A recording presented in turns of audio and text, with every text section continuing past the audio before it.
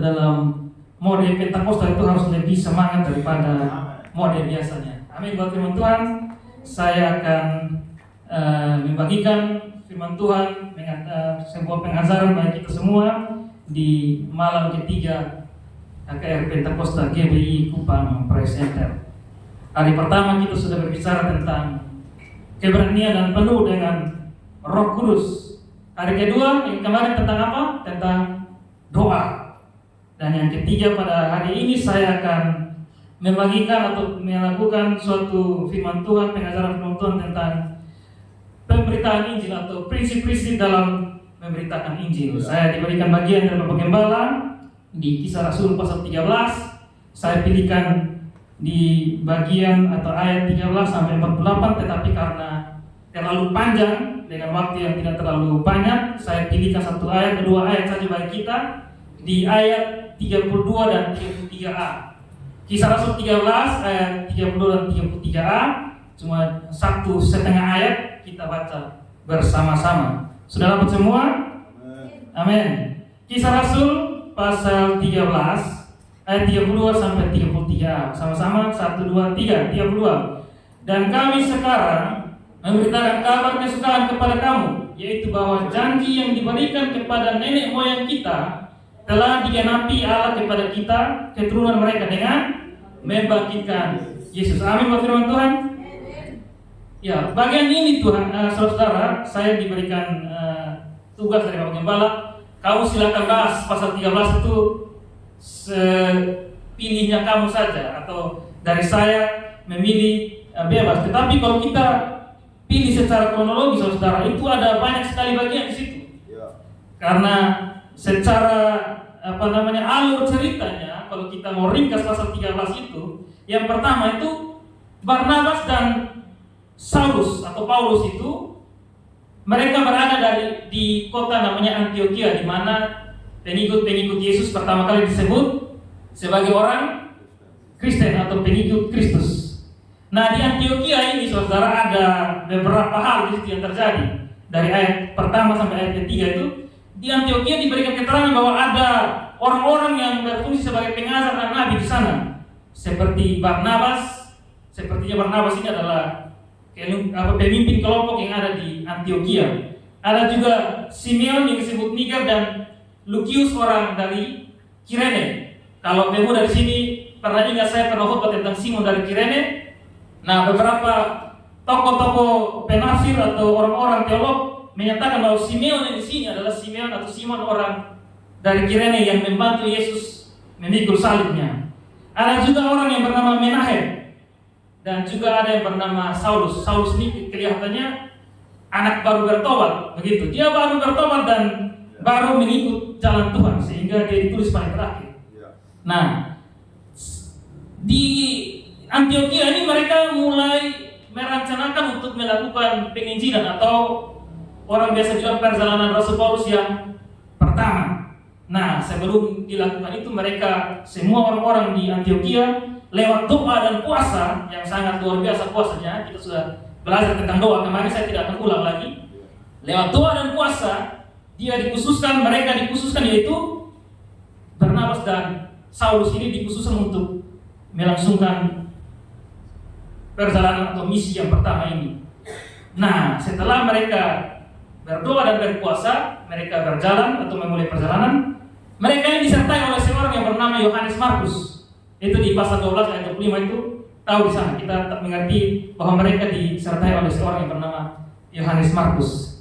Nah, saudara, kalau kita baca di pasal 13 ini, pertama kalinya dalam Alkitab Saulus itu mulai dikenal dengan nama Paulus. Jadi kalau kita baca itu, di situ dikatakan Saulus yang juga bernama Paulus. Jadi Saulus itu sebenarnya tidak berubah nama, saudara. Jadi mereka bukan berubah nama, tapi Saulus itu adalah nama Paulus dalam bahasa Ibrani. Kita ingat dia dari suku apa? Suku Benyamin. Suku Benyamin punya raja yang paling terkenal, yaitu Raja Saul. Nah, Saulus ini dari suku Benyamin. Namanya dalam Ibrani atau bahasa Yehuda atau Yahudi adalah Saulus, dan nama dalam bahasa Yunani adalah Paulus. Jadi waktu itu orang-orang yang tinggal pada zaman itu, mereka punya dua nama. nama Ibrani dan nama Yunani. Seperti halnya Yesus, secara Yunani namanya Yesus, secara Ibrani namanya Yesua atau Yosua. Itu kebiasaan mereka di sana. Dan dia berarti rendah hati atau kecil. Paulus itu artinya rendah hati atau kecil. Dan Barnabas artinya anak penghiburan. Orang-orang Yahudi itu untuk menyebutkan nama itu pakai bar, seperti Barnabas, Bartolomeus, banyak sekali pakai bar. Seperti orang-orang Arab itu pakai bin. Nah, di Yahudi atau di Ibrani menggunakan kata bar. Setelah dari Antioquia, saudara, mereka ini mulai perjalanan ke suatu pulau namanya Siprus. Coba ditampilkan ayat peta itu. Kalau saudara kurang jelas, ada di bagian belakang kita ada peta perjalanan Paulus yang pertama. Dari Siprus ini mereka sampai di sebuah kota namanya Salamis dan Pafos. Jadi ujung-ujung, Salamis dari ujung timur ke Pafos ujung barat. Mereka bertemu dengan seorang yang sangat terkenal di situ bernama Sergius Paulus atau gubernur dari daerah itu. Tetapi ada juga seorang yang sangat menyolok di situ, adalah seorang ahli sihir atau tukang tenun yang bernama Bar Yesus atau Elimas dalam bahasa Yunani. Bar Yesus ini namanya artinya kan Bar itu kan anak dari Yesus. Jadi mungkin dia punya bapak namanya Yesus juga, karena Yesus itu banyak orang di Ibrani namanya Yesus. Tetapi saudara, ini membuktikan bahwa nama itu belum tentu sama dengan kelakuan. Namanya anak Yesus atau anak Yosua, tetapi kelakuannya dia sebagai orang yang penuh dengan tipu-tipu dan juga ahli sihir. Mereka mencoba digagalkan penginjilan dari Paulus dan Barnabas ini oleh Elimas ini. Tetapi Saulus atau Paulus ini mulai menegur Bar Yesus dengan kuasa Roh Kudus. Akhirnya Bar Yesus atau Elimas ini menjadi buta, dan Sergius Paulus atau gubernurnya menjadi percaya. Itu yang terjadi di Siprus. Dari Siprus mereka mulai menyeberang ke suatu daerah itu dari mana? Petanya ya. Dari pulau Siprus yang kecil di bawah ini mereka menyeberang ke suatu daerah di Pamfilia yang warna kuning. Itu ada satu pantai di situ bernama sampai di pantai yang bernama Perga, daerah Turki sekarang. Nah, di sana ini ada kejadian bahwa Yohanes Markus ini meninggalkan mereka. Makanya kalau kita baca di ayat-ayat selanjutnya, suatu saat Rasul Paulus itu ribut dan marah kepada Yohanes Markus ini karena dia ini lari. Karena sampai di kota Perga ini Yohanes Markus lari dan meninggalkan mereka. Dia lari ke Yerusalem. Tetapi Paulus dan Barnabas melanjutkan pelajaran mereka ke Antioquia. Nah, saudara, ini yang harus kita ingat. Antioquia itu ada dua. Bukan Antioquia yang pertama tadi, bukan. Antioquia yang pertama itu di sebelah kanan, Antioquia yang kedua di sebelah tengah. Saya ada bundar dua. Jadi Antioquia disebut orang-orang Kristen itu ada di sebelah kanan kita. Coba kembali lihat. Ya, Antioquia yang kedua yang mereka tuju itu ada di sebelah kiri. Itu Antioquia yang di Pisidia. Nah, di Pisidia ini, Antioquia yang di Pisidia ini, Paulus memberitakan Injil yang sangat luar biasa di sini. Mari kita lihat apa saja isi khotbah Paulus atau isi pemberitaan Injil dari Paulus. Yang pertama, Paulus mulai dengan mengantar atau kedahuluan. Ingat, karena mereka ada di lingkungan orang Yahudi, bahkan mereka memberitakan Injil itu di sinagog atau rumah ibadah orang Yahudi. Orang Yahudi itu cuma punya bait Allah satu yang ada di Yerusalem. Nah, yang di jauh atau di tempat yang jauh dari Yerusalem, mereka beribadah di orang bilang gereja cabang atau sinagoga. Sinagog. Nah, karena mereka berada di tengah-tengah orang Yahudi, saudara. Nah, Paulus ini melakukan pendekatan secara orang Yahudi juga, karena dia seorang yang sangat pintar dalam ahli Taurat. Dia sangat luar biasa dalam pengetahuan tentang perjanjian lama atau hukum Taurat. Dia melakukan pendekatan sebagai seorang Yahudi. Orang Yahudi adalah orang yang sangat sistematis dalam silsilah dan penulisan keturunan.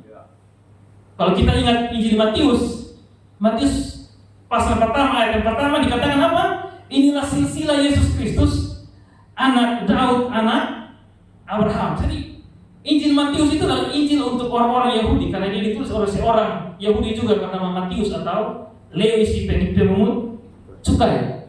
Orang-orang Yahudi harus menunjukkan segala sesuatu itu dengan sistemis. Orang-orang pembaca atau orang-orang yang ditujukan mendapatkan Injil Matius adalah orang-orang Yahudi itu sendiri. Sehingga mereka harus mengetahui Yesus ini dari mana. Silsilah Yesus ini jelas atau tidak.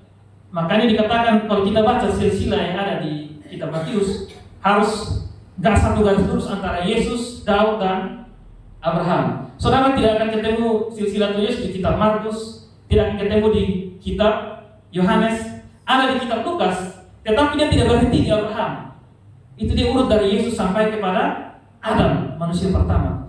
Tetapi orang-orang Yahudi harus jelas ini manusia yang namanya Yesus ini, dia harus jelas dari jalur Daud dan jalur Abraham, karena Abraham adalah bapa leluhur mereka. Daud adalah raja yang paling ditakuti atau paling terkenal dari bangsa Israel. Makanya Rasul Paulus melakukan pendekatan yang sama, bagaimana dia menyampaikan Yesus ini dari mana atau siapa sebenarnya. Yang pertama, dia melakukan pengantar yang pertama, dia menyatakan bahwa Israel adalah keturunan Abraham. Itu ada di ayat 26. Hai saudara-saudaraku baik yang termasuk keturunan Abraham.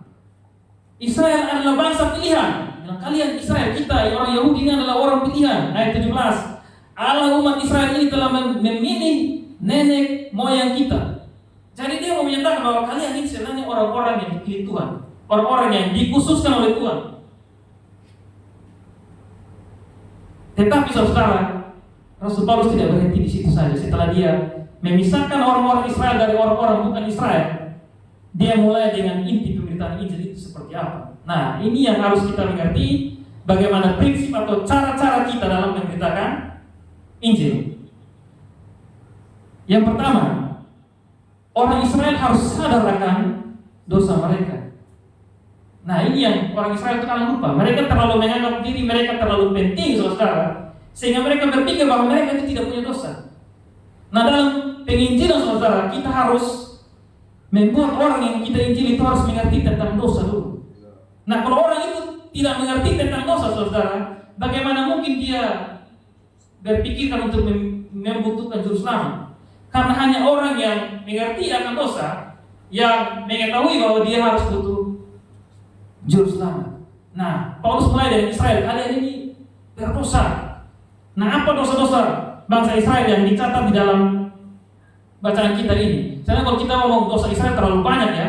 Mereka selama ikut Tuhan tuh mereka tegar tengkuk, mereka bersungut-sungut, mereka menyembah berhala, mereka pun menolak Tuhan Yesus. Terlalu banyak dosa Israel.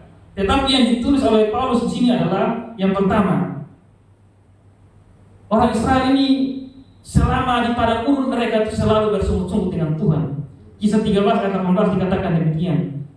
40 tahun lamanya ia sabar terhadap tingkah laku mereka di padang gurun.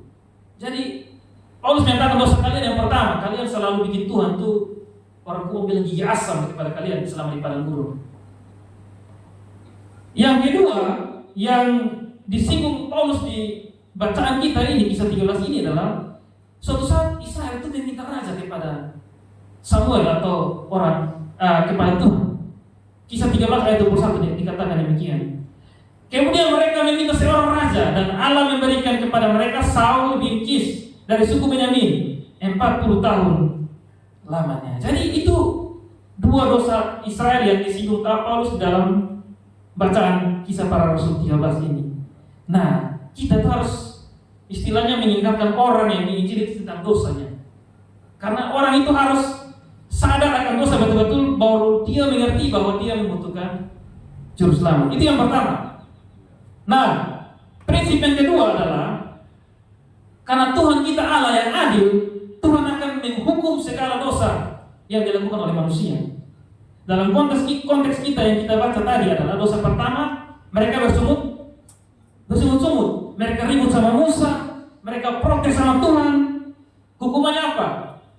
Semua yang mati, semua yang keluar dari Mesir, kebanyakan mati di padang gurun. Ada yang ditelan oleh tanah ketika mereka menyembah anak domba emas. Ada yang mati di patok ular tedung. Bahkan gara-gara mereka, saudara, orang sekelas Musa dan Harun itu tidak masuk ke dalam tanah perjanjian. Yang masuk cuma berapa orang? 2 orang, yaitu Yosua dan Kaleb. Makanya saya anak saya sama Kaleb itu, supaya lu jangan terlalu bersungut-sungut, lu jangan terlalu melawan orang tua, jangan terlalu melawan Tuhan. Mau sama Yosua tapi kakak mereka di Solo sudah pakai Yosua, jadi sudahlah. Tersisa tinggal Kaleb, jadi saya anak itu Kaleb Ezekiel namanya. Karena apa? Karena terlalu berdosa kepada Tuhan, Tuhan hukum mereka. Tuhan itu pasti menghukum orang yang bersalah. Hukuman Tuhan yang kedua, tadi dosa mereka yang pertama bersungut-sungut, yang kedua mereka meminta raja.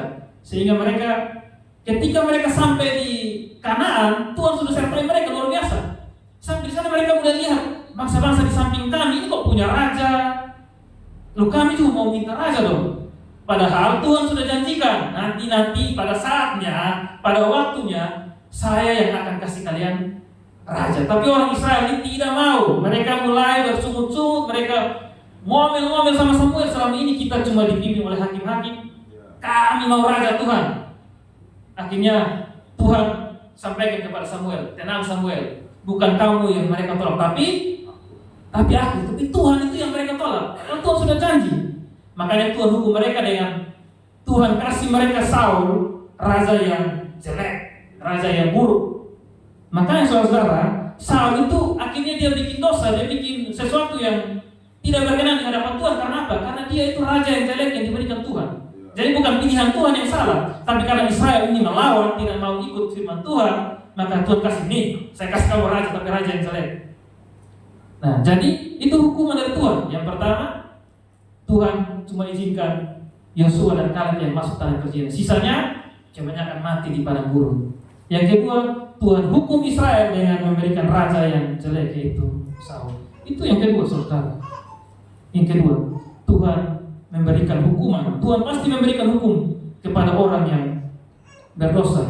Nah, prinsip yang ketiga atau langkah yang ketiga adalah kita sampaikan kepada orang yang membutuhkan penginjilan ini, Yesus Kristus adalah Mesias yang dijanjikan Allah. Itulah arti Injil sebenarnya, saudara. Injil itu berasal dari kata bahasa Yunani yaitu Evangelion. Kalau dalam firman yang tadi kita baca di ayat 30 dikatakan, dan kami sekarang memberitakan kabar kesukaan. Kata yang dipakai di situ adalah Euangeliso. Akar katanya sama dengan Evangelion. Eu itu artinya baik. Makanya ada orang nama Eugene, Eunike, Eutikus. Eu itu artinya baik. Angelion artinya kabar atau pesan atau berita. Jadi Evangelion, kabar baik. Injil itu kabar baik. Jadi pada waktu itu Injil itu artinya kabar baik. Seadanya kabar baik saja. Kabar baik tentang apapun juga. Seperti mungkin kita yang bekerja, kita dengar, woi bos bilang, kamu semua tidak usah kerja hari ini, saya kasih kalian masing-masing 1 juta. Nah itu kabar baik buat kita. Itu arti secara umum. Tapi secara khusus saudara, kabar baik itu adalah Tuhan sediakan Mesias bagi manusia. Itu kabar baiknya, karena Tuhan akan menghukum orang-orang berdosa.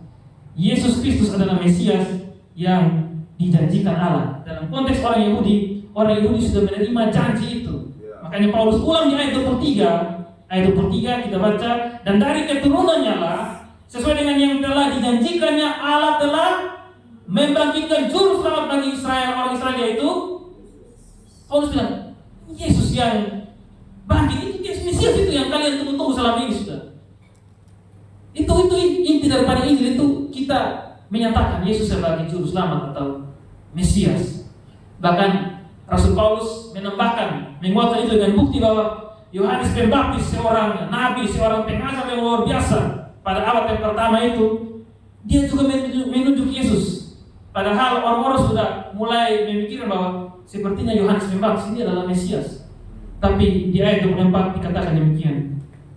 Menjelang kedatangannya, yaitu kedatangan Yesus, Yohanes telah menyerukan kepada seluruh bangsa Israel supaya mereka bertobat dan memberi diri dibaptis. 25. Dan ketika Yohanes hampir selesai menunaikan tugasnya, dia berkata, aku bukanlah dia. Jadi Paulus mengatakan bahwa Yohanes yang sangat luar biasa itu bukanlah Mesias, tapi Yohanes itu menyatakan bahwa Yesuslah Mesias. Aku bukanlah dia yang kamu sangka, tetapi ia akan datang kemudian dari padaku, membuka kasut dari kakinya pun aku tidak layak. Jadi Paulus menyampaikan bahwa Yesus itu adalah Mesias yang Tuhan janjikan selama bangsa-bangsa Israel pada zaman Perjanjian Lama. Bahkan Yohanes Pembaptis juga menyatakan Yesus itu adalah Mesias. Itu yang ketiga, prinsip yang ketiga. Kita menyampaikan bahwa Mesias itu adalah Tuhan Yesus. Yang keempat, saudara, kita harus memberitakan tentang kematian Yesus. Karena kalau Yesus datang sana, Yesus tidak mati, Yesus tidak menebus apa-apa, saudara. Percuma Yesus datang ke dunia, tapi dia tidak mati. Makanya Paulus melanjutkan, dia memberitakan kabar tentang kematian Yesus yang menebus dosa manusia. Itu ada di ayat 27 sampai 29. Sebab penduduk Yerusalem dan pemimpin-pemimpinnya tidak mengakui Yesus. Dengan menyatukan hukuman mati atas dia, mereka menggenapi perkataan nabi-nabi yang dibacakan setiap hari Sabat. Dan meskipun mereka tidak menemukan sesuatu yang dapat menjadi alasan untuk hukuman mati itu, namun mereka telah meminta kepada Pilatus supaya ia dibunuh. Dan setelah mereka menggenapi segala sesuatu yang ada tertulis tentang dia, mereka menurunkan dia dari kayu salib, lalu membaringkannya di dalam kubur. Jadi Paulus bilang begini, sebenarnya Yesus yang mati itu oleh orang-orang yang membunuh dia, sebenarnya dia sedang menggenapi apa yang selama ini kita baca di hari Sabat. Orang Israel itu selalu punya agenda atau liturgi khusus, mereka harus membacakan tentang nubuatan tentang Mesias. Setiap hari Sabat harus baca nubuatan tentang Mesias. Tapi Paulus bilang, dia sudah mati. Itu menggenapi apa yang kita baca selama hari Sabat itu. Jadi kita juga sampaikan, Tuhan Yesus mati menebus saya. Tuhan Yesus mati menggantikan saya, yang harusnya saya yang mati karena dosa. Tapi karena juru selamat itu pengganti orang yang harus dihukum, maka Yesus mati. Itulah inti Injil yang keempat. Kita menyampaikan tentang kematian Tuhan Yesus. Karena kalau Tuhan Yesus datang, Tuhan Yesus tidak mati, percuma saudara, kita yang harus mati. Yang kelima, setelah kabar kematian Tuhan Yesus, apalagi disampaikan Paulus? Sampaikan tentang kabar kebangkitan kebangkitan Yesus. Karena buat apa Yesus mati terus Yesus tidak bangkit? Kalau Yesus mati dan Yesus tidak bangkit, Paulus bilang apa? Sia-sialah kepercayaan kita. Kabar kebangkitan Yesus juga disampaikan kepada orang-orang Yahudi pada saat itu. Di ayat 30 dikatakan demikian. Tetapi Allah membangkitkan dia dari antara orang mati. Ayat 32. Dan kami sekarang memberitakan kabar kesukaan atau Injil tadi kepada kamu, yaitu bahwa janji yang diberikan kepada nenek moyang kita telah digenapi Allah kepada kita, keturunan mereka, dengan membangkitkan Yesus. Jadi kabar Injil itu juga mencakup tentang kebangkitan Tuhan Yesus. Karena itu adalah bukti bahwa dia ini Mesias, dia Tuhan, dia Allah yang berkuasa atas maut. Bahkan di ayat 36-37 Paulus menambahkan demikian. Sebab Daud melakukan kehendak Allah. Artinya apa? Daud juga baik, Daud juga taat, Daud juga orang yang sangat luar biasa, dipakai oleh Tuhan atau dipakai oleh Allah pada zamannya. Lalu ia mangkat dan dibaringkan di samping nenek moyangnya, dan ia memang diserahkan kepada kebinasaan. Artinya Daud mati. Tetapi Yesus yang dibangkitkan Allah tidak demikian. Jadi Paulus menyatakan begini, kita punya raja, kita punya bapak leluhur juga, Daud itu juga luar biasa dipakai Tuhan. Tapi Daud itu tidak bangkit dari antara orang mati. Amin. Tuhan Yesus yang luar biasa. Tuhan Yesus bangkit dari antara orang mati. Jadi sampaikan Yesus Mesias, Yesus itu mati buat menebus dosa manusia.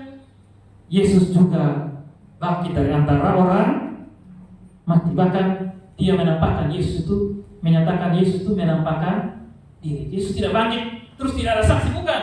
Yesus menampakkan diri. Di ayat yang 31 yang dikatakan demikian. Dan selama beberapa waktu ia menampakkan diri. Jadi ada buktinya, bukan kabar hoax, bukan kabar omong kosong, bukan kabar omong kosong yang tidak ada bukti, bukan seolah-olah itu kabar yang tidak ada kebenarannya. Tapi ada buktinya, ia menampakkan diri kepada mereka yang mengikuti dia dari Galilea ke Yerusalem. Mereka itulah yang sekarang menjadi saksinya bagi umat ini. Jadi Paulus menampakkan Yesus bukan tidak hanya bangkit saja, tapi ada saksi, ada bukti orang yang melihat dia menampakkan diri. Itu yang kelima. Yang keenam, prinsip dalam pemberitaan Injil. Kita harus menyampaikan bahwa hanya dalam Yesus ada pengampunan dosa. Setelah kita sampaikan bahwa Yesus disediakan Allah sebagai juru selamat yang sudah mati dan bangkit, dialah di dalam Yesuslah hanya ada pengampunan dosa. Ayat 38-39 dikatakan demikian.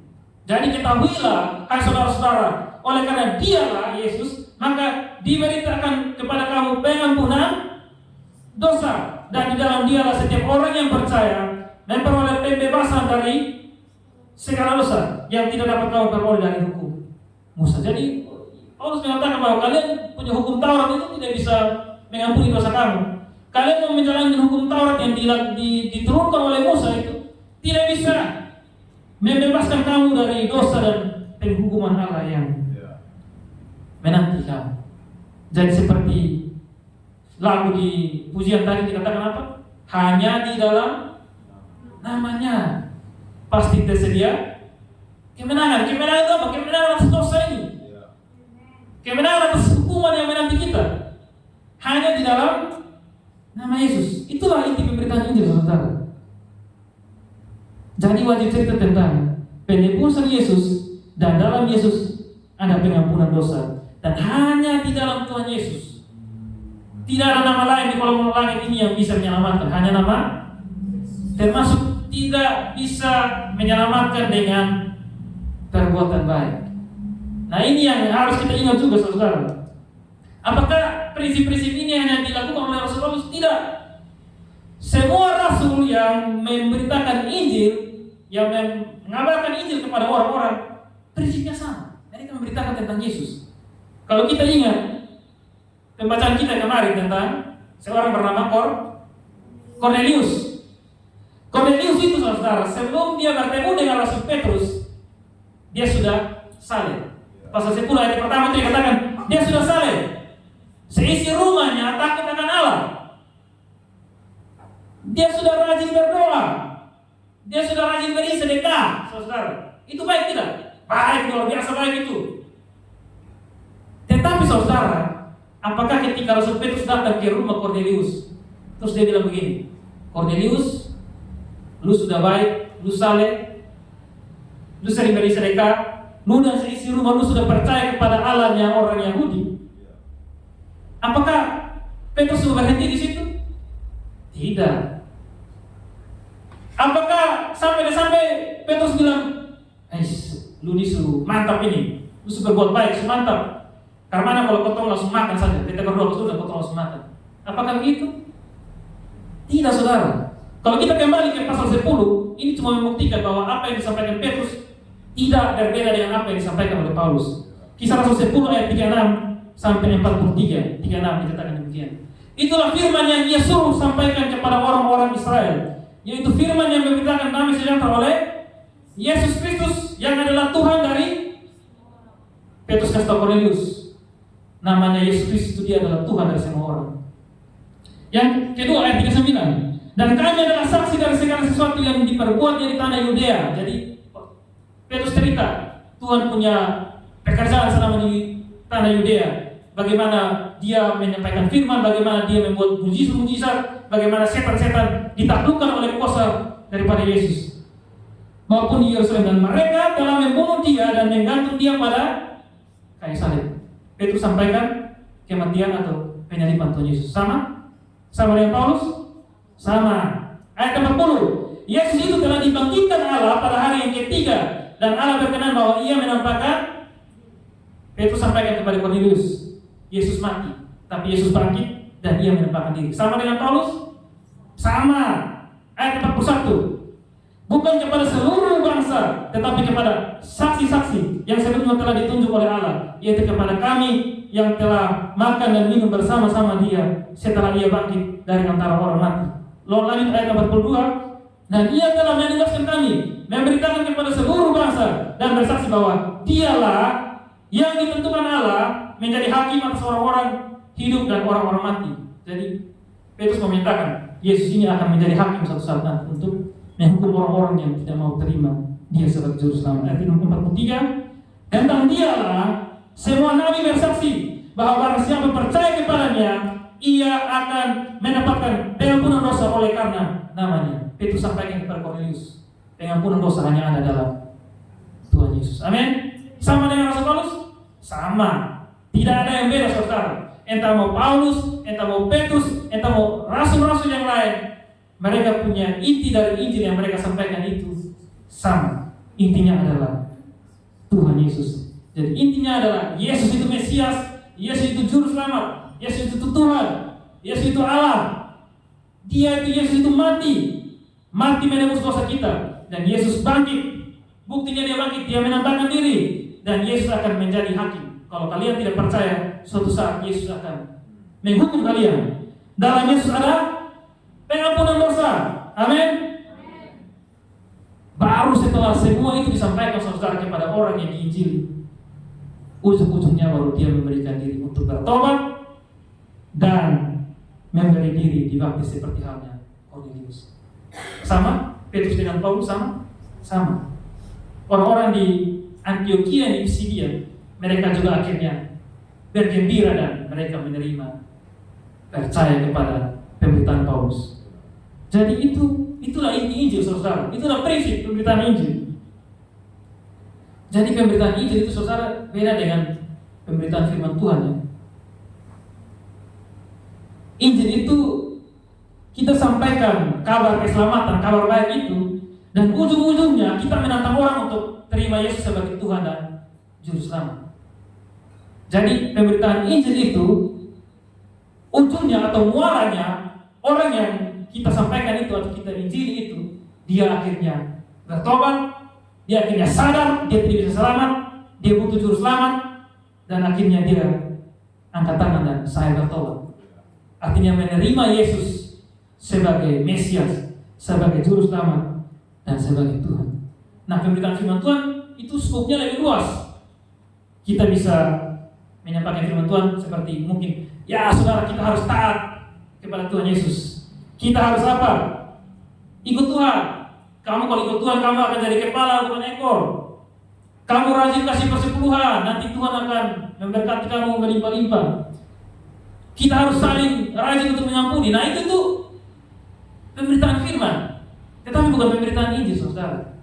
Karena muara dari pemberitaan Injil adalah kita mendorong orang tersebut untuk buka hati dan terima Yesus. Itu perbedaan antara memberitakan Injil dengan memberitakan firman.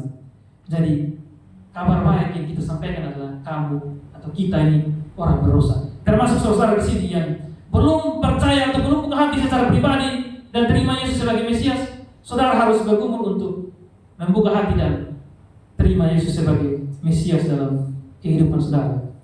Jadi setelah mengerti saudara akan melihat bahwa banyak gereja akhir-akhir ini tidak memberitakan Injil.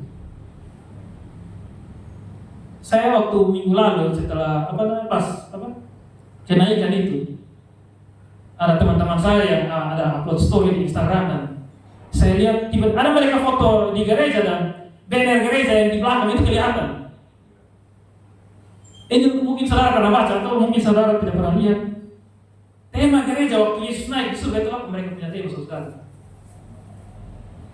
Temanya begini, saya bahas saudara, tapi saudara silakan pikir sendiri ya. Temanya adalah kenaikan Yesus Kristus menghancurkan perbedaan budaya. Saya baca, temanya apa ini? Saya tidak habis pikir, saudara. Kenaikan Yesus Kristus menghancurkan perbedaan budaya. Saya habis pikir, ini orang mau apa?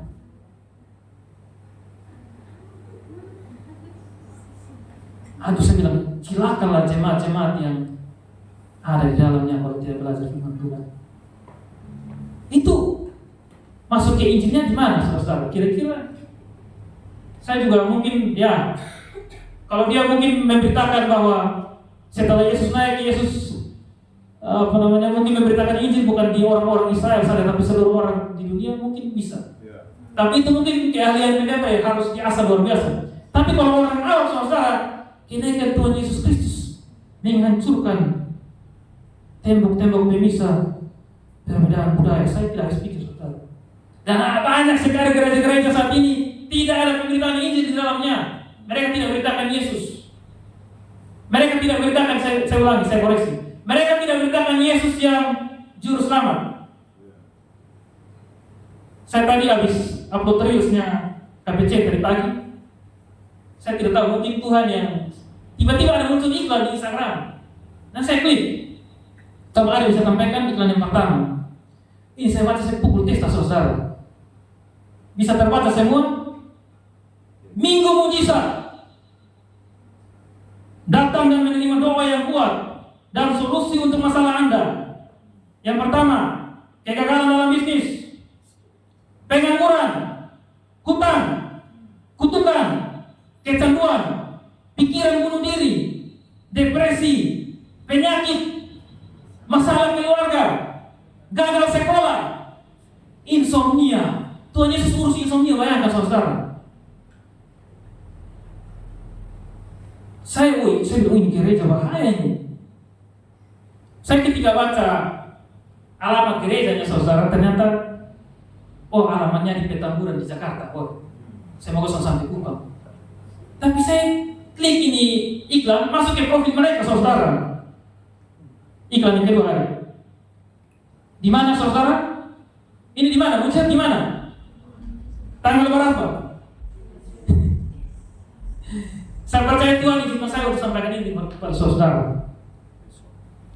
Masalahnya saudara yang disampaikan, kegagalan dalam bisnis, pengangguran, depresi, masalah keluarga, penyakit, kutukan, insomnia, bangkrut, kurangnya pelanggan saudara. Jadi kalau lu punya usaha kurang laris, datang sini Kota Berdogas dulu.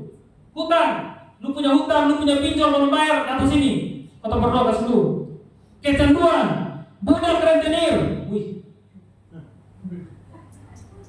kekurangan uang, masalah sewa saudara. Ada orang yang bisa bayar sewa dulu datang sini Kota Berdogas dulu.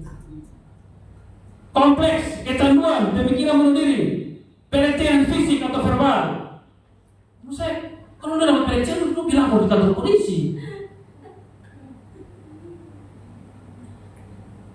Stres dan lain-lain. Jadi yang mereka sampaikan Yesus sebagai apa? Yesus sebagai solusi masalah bisnis. Yesus sebagai solusi masalah pengangguran.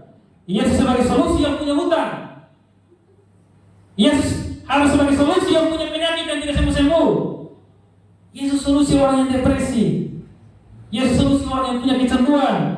Yesus solusi anak yang bodoh, yang gagal sekolah, yang punya pikiran bunuh diri, yang insomnia, yang susah tidur, yang usaha pengen laris, yang mengalami pelecehan fisik.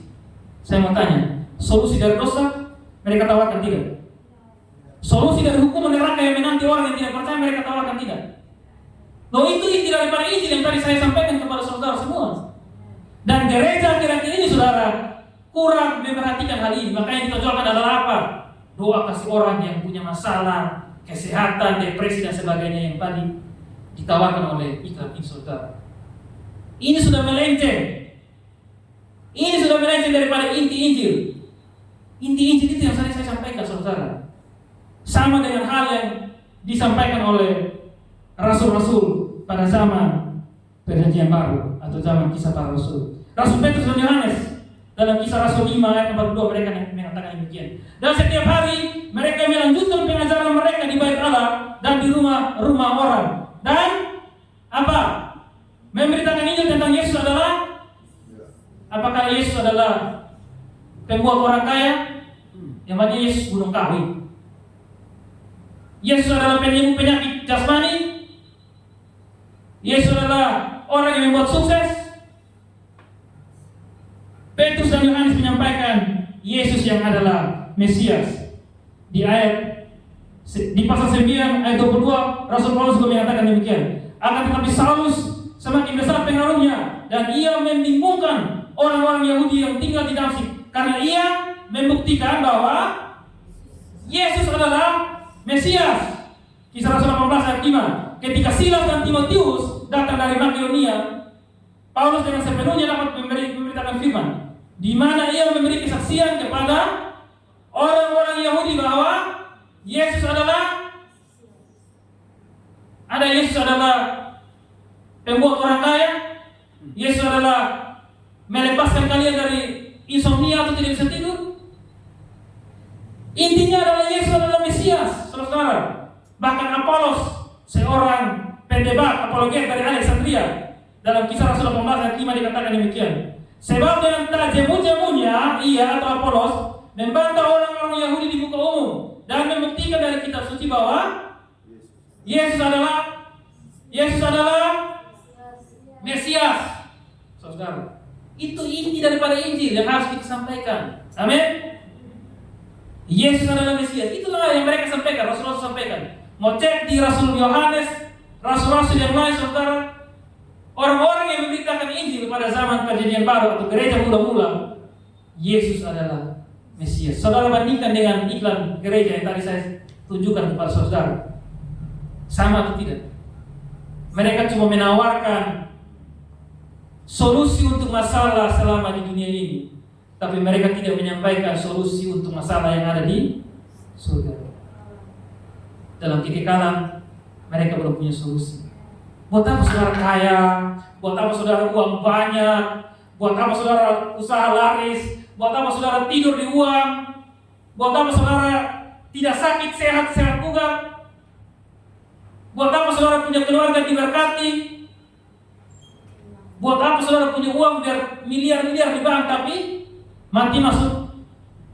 Saudara tidak selamat percuma. Makanya Yesus bilang, apa gunanya seorang itu mempunyai seisi dunia ini tapi dia kehilangan nyawanya? Artinya, buat apa kamu kaya luar biasa tapi kamu tidak punya keselamatan?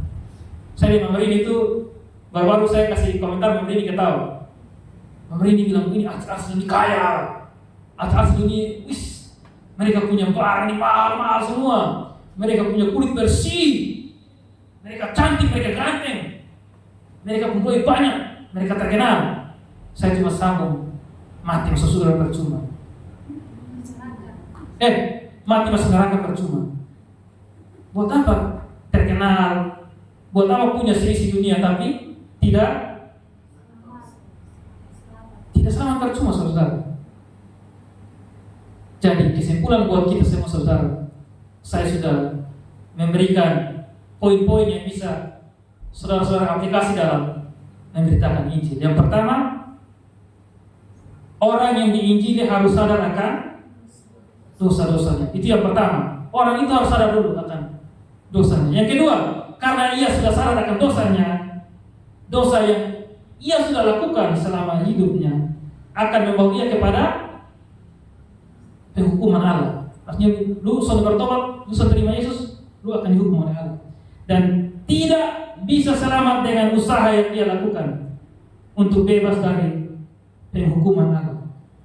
Yang ketiga, kabar baiknya atau Injil yang sejati itu kita beritakan Yesus. Ini loh, Yesus ini diberikan Allah, diberikan Bapa sebagai Sang Juru Selamat. Orang-orang di seberang hanya mengenal Yesus sebagai orang yang baik. Mereka cuma mengenal Yesus sebagai orang yang saleh. Mereka mengajarkan Yesus orang yang sanggup melakukan banyak keajaiban. Bahkan tetangga kita, saudara kita, mereka menganggap Yesus sebagai Nabi. Tapi itu tidak cukup, saudara. Yang Yesus tuntut adalah kamu harus menganggap aku adalah Mesias. Saudara ingat ketika percakapan Yesus dan murid-murid di sebuah kota, Kaisarea Filipi. Yesus tanya kepada murid-murid, kalian ini sudah lama-lama ikut saya. Selama ini kalian ikut saya. Menurut kalian siapakah aku ini? Ada yang bilang, mereka sampaikan, orang-orang bilang kamu itu Yohanes Pembaptis yang bangkit kembali. Orang bilang kamu itu adalah seorang nabi yang terkenal. Orang bilang kamu itu Elia. Orang bilang kamu itu Yeremia. Tapi Yesus bilang kepada murid-muridnya, cukup dengan mereka. Menurut kalian para murid, tadi siapa? Akhirnya seorang yang bernama Simon Petrus yang sudah diurapi oleh Roh Kudus bilang begini, engkau adalah Mesias, Anak Allah yang Maha Tinggi. Yesus menuntut kalian semua orang-orang di dunia ini mau selamat, kalian harus mengakui saya sebagai Mesias. Orang di luar sana menganggap Yesus nabi, menganggap Yesus orang baik, orang suci, orang yang punya pengajaran yang sangat baik, pengajaran moral yang sangat baik. Tapi tidak cukup di situ. Yesus menuntut semua orang menerima Yesus sebagai juru selamat atau Mesias. Yang keempat, prinsip pemberitaan Injil adalah kita beritakan kematian Yesus yang mengganti kita, menebus kita di atas kayu salib. Yang kelima, kita beritakan kebangkitan Dia yang mengalahkan maut, dan itu membuktikan bahwa Dia adalah Allah, Dia adalah Tuhan. Dan yang terakhir, kita beritakan bahwa pengampunan itu hanya ada di dalam Tuhan Yesus. Amin. Yang sudah hafal, ada bisa kasih ulang, saya mau ulang, kita ulang sama-sama. Yang pertama, prinsip dalam pemberitaan Injil yang pertama, orang yang di Injil harus sadar akan dosa. Yang kedua, karena dosa itu akan membawa dia kepada penghukuman Allah. Dia tidak bisa lepas dari penghukuman Allah. Yang ketiga, kabar baik itu adalah Yesus sudah diberikan sebagai Mesias atau juru selamat. Yang keempat, beritakan tentang apa? Kematian. Yang kelima, beritakan tentang apa? Kebangkitan. Dan yang keenam, pengampunan dosa hanya dalam. Amin, saudara. Itu adalah prinsip-prinsip dalam pemberitaan Injil. Saudara bisa simpan, saudara bisa ingat untuk melangsungkannya dalam kehidupan kita sehari-hari. Respon orang-orang itu berbeda, tergantung Roh Kudus menggerakkan dia atau tidak. Di ayat-ayat 42, 43, 48, 52 dikatakan ada yang bersukacita, ada yang menerima. Orang-orang Yahudi di sana mereka menerima. Bahkan mereka bilang, Paulus dan Barnabas minggu depan hari Sabat lagi kalian datang sini lagi, omong hal yang sama. Mereka sangat bersukacita atas kabar baik yang disampaikan. Tetapi di bagian firman yang lain ayat 45, ternyata ada beberapa orang Yahudi yang iri hati dan menolak. Jadi ketika kita menyampaikan firman Tuhan atau penginjilan atau kita beritakan Injil kepada seseorang, Tuhan mau sampaikan begini, entah dia mau menerima atau dia menolak, itu adalah urusan Roh Kudus. Tugas kita adalah menyampaikan berita Injil atau kabar baik, evangelium itu kita sampaikan bahwa Yesus Kristus adalah Mesias. Kalau dia tidak mau terima saudara, kita harus kasih ingat mereka. Ingat, kalau kamu tidak terima Yesus, ada penghukuman bagi kamu yang menolak dia. Ayat 40 dan 41 saya tampilkan dalam bahasa Indonesia masa kini. Kita semua bangkit berdiri. Ini ayat yang terakhir, kita baca sama-sama. Saya persilakan musik bisa maju ke depan.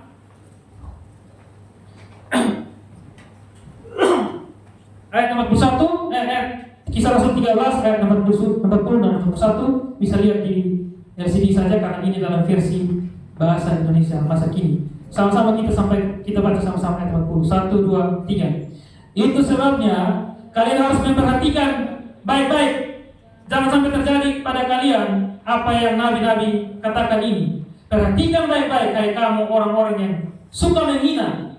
Kamu akan heran lalu mati atau dihukum, menerima penghukuman dari Tuhan. Sebab pada zaman ini aku sedang melakukan sesuatu yang kamu sendiri tidak akan mempercayainya, meskipun ada orang yang menerangkannya kepada. Jadi Paulus mau menggambarkan demikian, urusan keselamatan, urusan orang percaya itu tergantung dari Roh Kudus. Tugas kita adalah memberitakan Injil. Amin buat firman Tuhan.